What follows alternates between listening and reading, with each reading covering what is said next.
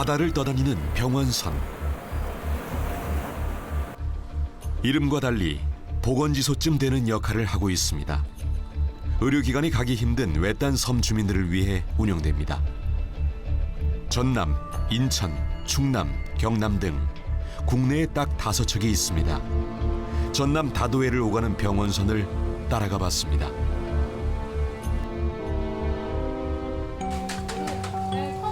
한두 시간 남짓 항해하는 동안이 병원선에서는 가장 평화로운 시간. 좁은 복도를 두고 내과, 치과, 한방과가 운영 중입니다.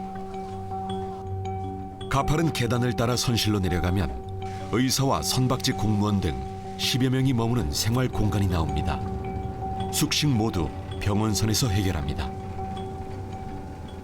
이제 배멀미 같은 경우도 한 일주일 정도 지나니까 적응이 돼서 생활을 이제 충분히 할 수 있었습니다.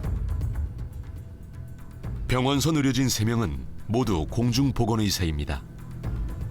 딱 1년만 근무합니다. 병원선 경무를 인정해 다른 근무지로 변경되기 때문입니다. 저는 일단은 집이랑 가까운 쪽으로 가고 싶어요. 제가 아무래도 서울 사람이다 보니까 아마 경기도 쪽을 지망하지 않을까, 가능하다면. 공중보건의사가 아니면 병원선은 운영 자체가 불가능합니다. 우리도 적응 기간이 필요하고 이분들도 세상 처음으로 이 병원선이란 걸 타봐가지고 가시니까 이분들도 적응이 필요하고 이게 이제 항상 새롭죠. 뉴페이스. 이날의 진료지 전남 신안군 사치도.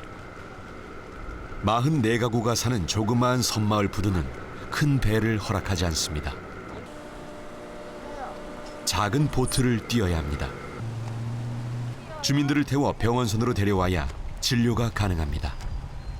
주민분들이 나이가 많으시기 때문에 그런 걱정이 항상 있죠. 넘어지시거나 다치시거나 하실까 봐 그런 게 항상 걱정이 되고. 병원선에 주민들이 오르면 의료진도 주민들도 마음이 바빠집니다.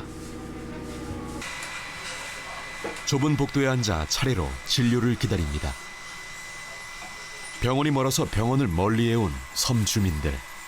건강이 좋다면 그게 이상한 일일 겁니다.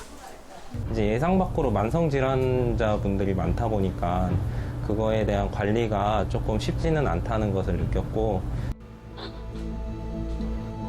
치료보단 예방의학에 가까운 병원선이지만 주민들에게는 주치의 이상입니다. 보통이라 이게 섬이라 아주 병원에 가다가 큰맘 먹고 가지요. 병원선 오면 그렇게 반가요. 약 짓는 소리가 들리고 주민들 손에 약봉지가 쥐어지면 병원선의 하루가 끝나는 겁니다. 병원선을 2-3번 더 만나면 의사는 또 바뀌어 있을 겁니다. 그런 섬이나 농촌 쪽의 의료를 고민하는 그런 전문가들이 두텁게 층이 있어야 됩니다. 정책적 요구를 하거나 학문적 깊이가 계속 두꺼워지는 것이 필요한 부분입니다. 이렇게 짧은 근무 경험만 갖고는 사실 어렵다는 거죠.